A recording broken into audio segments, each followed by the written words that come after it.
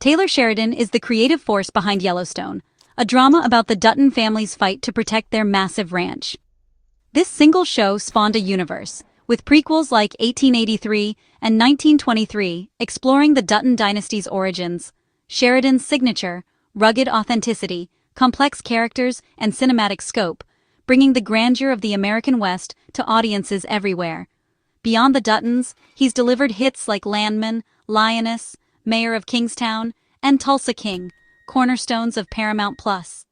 Sheridan's hands-on approach, writing and directing many episodes, created a distinct, cohesive brand.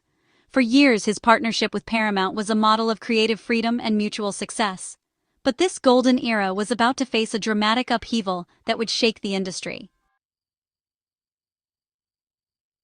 In summer 2025, Paramount was acquired by Skydance Media, led by David Ellison, upending the company's culture overnight.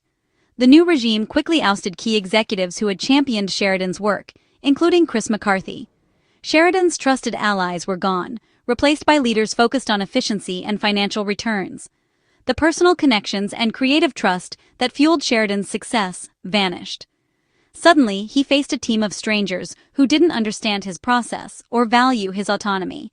The foundation of his creative home crumbled, leaving him isolated within the studio he'd helped rebuild. The stage was set for a major confrontation. With Paramount's old guard gone, Sheridan clashed with new executives eager to impose their own vision. Cindy Holland, a data-driven former Netflix exec, began scrutinizing Sheridan's methods and budgets. The collaborative, creator-friendly environment was replaced by a transactional, numbers-first approach. Sheridan's proven system was now questioned at every turn, eroding trust. The new leadership wanted oversight and control, everything Sheridan had fought to avoid. Two opposing philosophies collided: singular artistic vision versus corporate committee. The tension escalated, threatening the very foundation of Sheridan's empire. The conflict soon centered on budgets and control, igniting a power struggle that would define the future of the studio. What began as a creative partnership quickly turned into a battleground, with both sides digging in their heels. Sheridan's shows, celebrated for their sweeping landscapes and cinematic storytelling, came with massive price tags, sometimes reaching up to $20 million per episode. These weren't just TV shows. They were ambitious productions that rivaled Hollywood blockbusters in scale and ambition. But the new management, focused on the bottom line, saw these costs as excessive and unsustainable. They demanded cuts, scrutinizing every line item and questioning every creative choice that added to the budget. For Sheridan, these budgets weren't about extravagance. They were the foundation of his storytelling. The money allowed him to bring his vision to life, to create worlds that felt real and immersive. Cutting corners, he argued, would mean sacrificing the very qualities that made his work stand out. The constant scrutiny felt like a personal slight, undermining the trust and creative freedom that had fueled his previous successes. Sheridan began to feel as if his expertise and instincts were being dismissed. Tensions reached a boiling point when David Ellison, representing the new leadership, tried to interfere with Sheridan's separate deal at Warner Bros. This move was seen as an overreach, an attempt to control not just his work at Paramount, but his entire career. Sheridan saw this as a clear violation of boundaries, a sign that the new regime viewed him less as a creative partner and more as a corporate asset to be managed and controlled. The atmosphere shifted. Creative freedom evaporated as every decision was second-guessed, every idea met with skepticism. The collaborative spirit that once defined the studio was replaced by a culture of oversight and mistrust. The trust that had once existed was broken. Sheridan realized he could no longer work under these conditions, where his vision was constantly challenged and his autonomy eroded. Paramount, once a place of creative possibility, had become a hostile environment for its biggest star, a place where innovation was stifled by corporate politics. Faced with mounting frustration and dwindling support, Sheridan began quietly searching for a way out, determined to find a place where his creative vision could thrive once again. Word of Sheridan's frustration spread quickly in Hollywood. NBCUniversal saw a rare opportunity to land TV's biggest creator and weaken a rival. They recognized Sheridan's brand power. His name alone could drive subscriptions and viewership. NBCUniversal's pitch wasn't just about money, it was about creative partnership and respect. They offered long-term stability and freedom, positioning themselves as a true home for top talent. This aggressive move signaled Comcast's commitment to winning the streaming wars. By targeting Sheridan, NBCUniversal aimed to reshape the industry's competitive landscape. The key to NBCUniversal's victory was Donna Langley, chair of Universal Pictures. Langley is renowned for building lasting, trust-based relationships with top creators. She personally engaged Sheridan, listening to his frustrations and offering a creative sanctuary. NBCUniversal's track record with talent like Dick Wolf and Lorne Michaels proved their commitment. The deal, nearly 8 years for film at Universal Pictures, starting 2026, and an exclusive 5-year TV pact, beginning in 2028. Crucially, Sheridan's entire production team could move with him, keeping his creative system intact. Langley promised support, resources, and creative freedom, everything Sheridan felt he'd lost. For Sheridan, this was more than a contract, it was a new home. The deal was sealed. Sheridan's departure is a devastating blow to Paramount, shaking the very foundation of the studio's recent success. For years, Taylor Sheridan's creative vision has been the driving force behind some of Paramount's most popular and profitable content, making his exit not just a loss, but a seismic event for the company. Paramount's identity and streaming strategy have revolved almost entirely around Sheridan's shows, which have become synonymous with the Paramount Plus brand. His storytelling drew millions of viewers, helping the platform stand out in a crowded streaming landscape. Yellowstone and its spinoffs weren't just hits. They were the studio's crown jewels, the kind of rare franchises that define an era and anchor a company's reputation. These shows drove ratings, subscriptions, and revenue, fueling Paramount's growth and giving it a competitive edge against streaming giants like Netflix and Disney+. Now, with Sheridan's exit, Paramount faces a massive hole in its content pipeline. The loss isn't just about one creator, it's about losing the creative engine that powered the studio's recent resurgence. The damage extends beyond programming.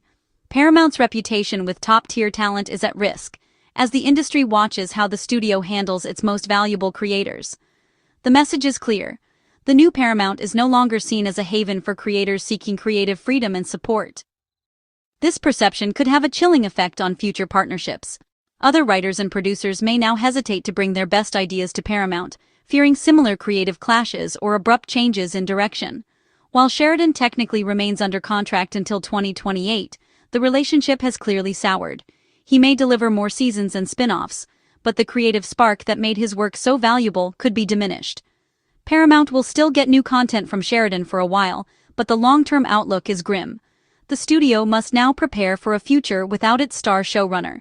Investors and executives alike are worried, as the loss of Sheridan's creative leadership could lead to declining ratings, fewer subscribers, and a shrinking market share.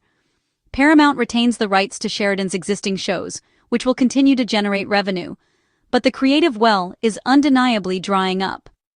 Without fresh ideas and new hits, the studio risks becoming stagnant, unable to capture the cultural zeitgeist as it once did.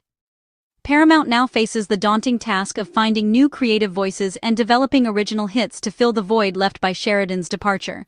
Leadership's aggressive cost-cutting measures may have saved money in the short term, but they've backfired spectacularly, resulting in a catastrophic creative loss that could haunt the company for years. The creative community is in shock, and the studio lot feels emptier than ever, both literally and figuratively. Paramount's leaders may have won the immediate corporate battle, asserting control over budgets and contracts, but in doing so, they may have lost the war for the company's creative future and long-term relevance. Sheridan's exit stands as a cautionary tale for the entire industry, a stark reminder that creative talent is a studio's most precious asset, and losing it can have consequences that ripple far beyond the bottom line. Sheridan's journey at Paramount is far from finished. He remains deeply committed to completing his current slate of projects, with plans stretching all the way through 2028. His dedication to storytelling and his creative vision have made him a cornerstone of the studio's success, and he's determined to see every project through to the highest standard. Fans have plenty to look forward to, with new seasons of Landman, Lioness, and a growing lineup of Yellowstone spin-offs on the horizon. Sheridan's ability to craft compelling characters and gripping narratives ensures that each new installment will be met with anticipation and excitement.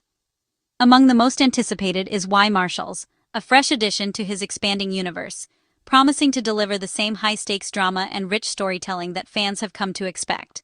Sheridan will also introduce Nola King, a series set to explore new settings and characters, further broadening the scope of his television empire. With each new project, he continues to expand his TV universe, captivating audiences and pushing creative boundaries. Sheridan's relentless pursuit of excellence means he won't compromise on quality, ensuring that every show under his watch maintains the high standards he's known for. But 2028 marks a turning point. Sheridan will embark on a new chapter at NBCUniversal, where he'll bring his signature storytelling to a fresh audience. He'll be developing original series for both Peacock and NBC, opening the door to innovative concepts and new creative partnerships. Even before that, in 2026, his film deal with Universal Pictures will begin, giving him the opportunity to explore cinematic storytelling and reach audiences on the big screen. With fresh resources, a supportive studio environment, and new collaborators, Sheridan is set to push his creative limits even further. He's poised to experiment with new genres, explore untold stories, and surprise audiences with bold, original ideas.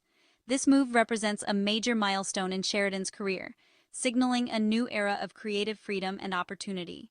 For fans and industry insiders alike, Sheridan's next chapter promises a wave of ambitious, groundbreaking projects that will shape the future of television and film for years to come. Sheridan's move is more than a headline. It's a seismic shift for Hollywood. It exposes the tension between creative talent and corporate control in the streaming era. Paramount's data-driven, cost-cutting approach clashed with Sheridan's need for creative freedom. NBCUniversal's talent-first philosophy won out, proving the value of strong creator relationships. Sheridan's exit is a warning. Neglecting top talent can have catastrophic consequences. For Paramount, it's a self-inflicted wound. For NBCUniversal, a strategic victory.